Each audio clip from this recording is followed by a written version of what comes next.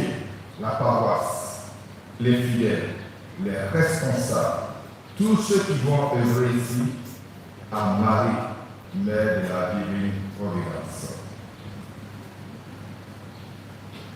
Quand on parle de Marie, ça ne finit jamais. Quand on parle de la Divine Providence, là, il n'y a rien à faire. Des vies entières ne suffisent pas. Et aujourd'hui, providentiellement, nous avons des tests de haut niveau, bien dosés comme on dit quelque part, pour nous. Je voudrais m'adresser à vous en cette occasion pour que vous puissiez utiliser ce qui est dit de la parole de Dieu pour asseoir les fondements de cette paroisse en toute simplicité, sincérité et dans l'engagement. Les textes sont hautement politiques, mais ces textes s'adressent à des croyants de quelque manière. Allons terre à terre. L'évangile finit en ces termes.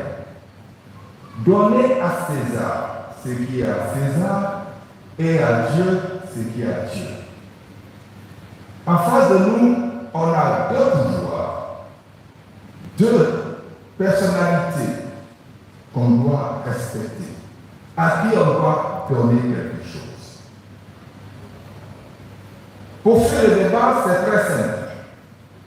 Comme César est le premier nommé, on donne à César ce qu'on peut donner. Et puis quand ça reste, on donne à Dieu. Prenons le cas de la Bible. On dit quoi?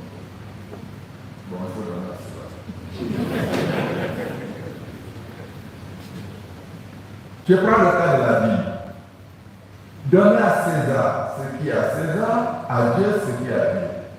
Donc, pour tout le reste, pour le monde, pour la vie, pour les plaisirs, pour tous les besoins, on donne à César 90%, et puis on donne la dîme à Dieu, puisque César est le premier nommé.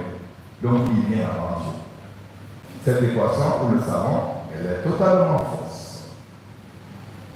Alors, il faut rendre à chacun, soit à César, soit à Dieu, selon leur dignité. Quelle est la proportion? C'est ça la question. Qui est le croyant? C'est ça la question. C'est 10%, c'est 15%, c'est 20%, c'est 90%. C'est difficile à établir. Mais les textes peuvent nous aider. Dans la première lecture, on parle de Cyrus. Cyrus, c'est le roi perse, un païen, disons, mais qui dans son cœur craint Dieu. Dans les années 580, on était à Babylone, on connaît la puissance suprême de l'époque, c'est Nabucodonosor, ce sont les Babyloniens. Bon, ils n'ont pas duré. Les Perses les ont balayés. Voilà donc la situation. Les Babyloniens amènent les Juifs en Babylone, en déportation, en esclavage, en exil. Cyrus vient, il trouve des gens, des étrangers, de la diaspora dans son territoire et il s'informe.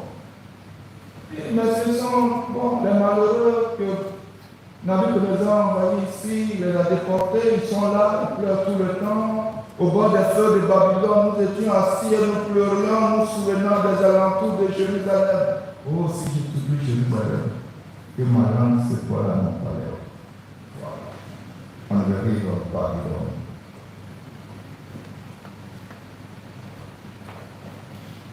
On croyait que la vie était finie.